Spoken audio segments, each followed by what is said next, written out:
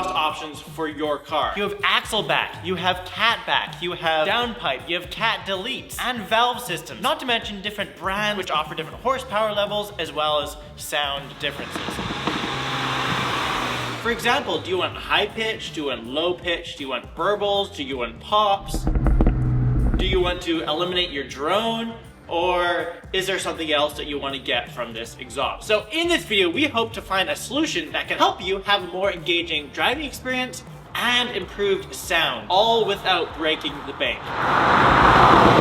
We'll be installing this exhaust on my F56 Mini Cooper S project car with the JCW tuned engine. However, we are going to be bringing in a few other different models to show you some sound comparisons. If you haven't yet, please make sure that you like and subscribe as we really appreciate it. My name is Ethan and welcome to Car Creations.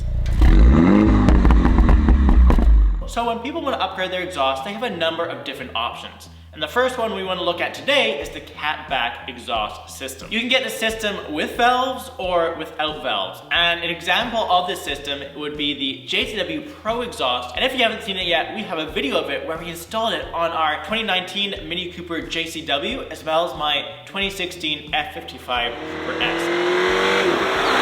I believe that exhaust is one of the best exhausts you can get for really any Mini. Sound sounds stock, and that is until you press the little button on the fob, and suddenly the car will erupt into this beautiful sounding burbles, pops, as well as the engine tone is really refined, but still super loud and exciting.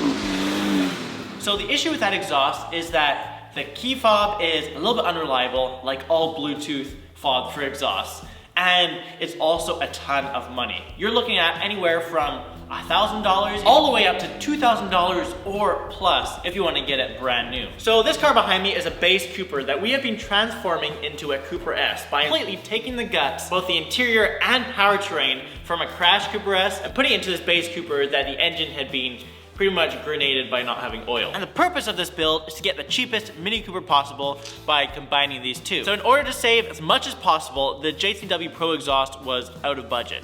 So I had to start looking for some options. The first one I could do is the downpipe. So right here is the downpipe, and basically it runs from the turbo and it connects right to where the exhaust would connect about right here. There's some hidden by shrouding here, but the actual cat would probably be closer into there. If you removed it, not only would it be lighter, it'd also give more horsepower, especially if you tune the engine, as well as it would make it a lot louder. I've seen videos online of literal flames shooting out the back of the exhaust just because they removed this cat. I don't know if you can see it very well, but there is a sensor right here. And if you remove that, you'd have to tune out the errors that would emit. One, that could be expensive, and two, with the cat removed, it would make the car really droney. And the second option I looked at was a cat delete. In front of me here, I have the stock exhaust from the base Cooper. On the one end, you have where it connects the downpipe with all the cats, and on the other end, you have the exhaust box itself. You can either replace the cats with a straight pipe, or you can just get a piece of rebar and just break up the honeycomb structure inside and dump it out, and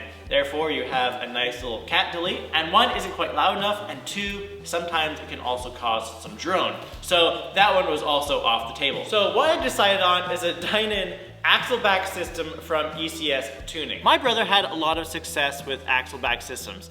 He had one on his BMW M235i.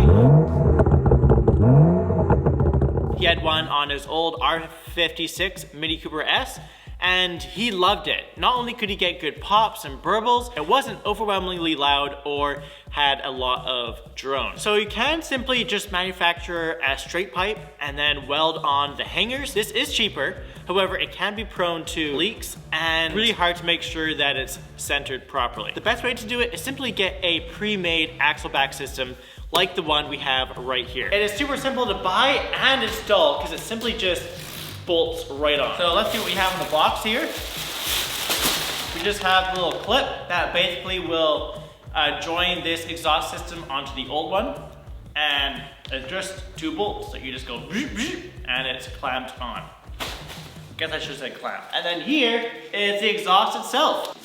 If you are interested in this Dinan system, please check out the link that we have on the screen here, as well as down below in the description. If you want the more expensive JCW system, ECS Tuning has a bunch of sales on right now, and you should be able to see them if you click on the links that we have down below also. All right, so the first step is to cut the exhaust. Normally this exhaust would be up under the car, and you would have to use like an angle grinder, or you should be using a special exhaust cutter to make it as clean as possible.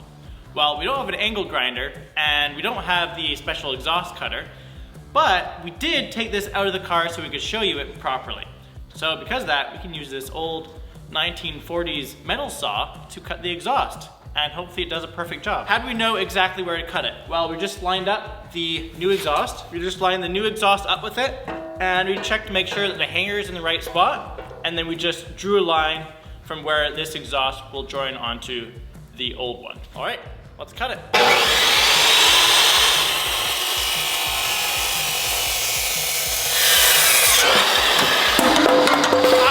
Let's go. Clean this up a little bit, hammer this edge, this lip off, and we can install this back under the car and clamp the new exhaust on. All right, so we're putting in the exhaust portion that we cut. So it should be pretty easy. We just connect it to the downpipe.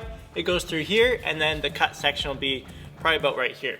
And then once we sit that in there, we'll put these on, and this will hold it in place, and then we can put on the new rear exhaust. So when it's slightly tacked in, now we can go through and connect it to the downpipe. You probably wouldn't have taken your entire exhaust off on your car, so you don't have to do the part where it connects to the downpipe, but I did to show you guys the exhaust, so I have to put it back on. And then we can work on getting the new exhaust clamped in. It's currently 20 degrees Fahrenheit. It's too cold. Like that. And then what you want to do is mount in the left exhaust hanger and then the right exhaust hanger, like that, and then this hanger. Then you can connect the clamp on, and then you are all set. We screw this on. One last step, what you have to do is we need to put this center bracket on. We actually may need to turn this sideways in order for that to fit, because as you can see, it doesn't fit. So we didn't know that before. So we're gonna undo this slightly, turn it sideways, put it back on, put this on, have the middle one on, and then we're set to turn the car and try the exhaust for the first time. Now I know that the exhaust looks, you know, not centered here, but when you put the bumper on, it will be centered. It's just how this cowling is positioned. All right, so while we can't drive this car because of how taken apart it is, because of our rebuild process, we are going to turn on the car and show you what the exhaust sounds like both in a normal as well as sport. Then we're gonna jump over to my F55 Cooper S with the exact same engine as this, but the JCW Pro exhaust, and show you the difference with that. So here's what the exhaust sounds like in normal.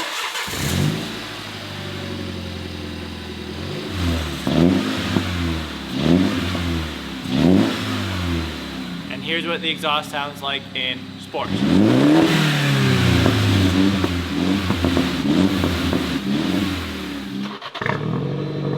All right, jumping over to the F55. Here is what the exhaust sounds like in normal. And here's what the exhaust sounds like in sport.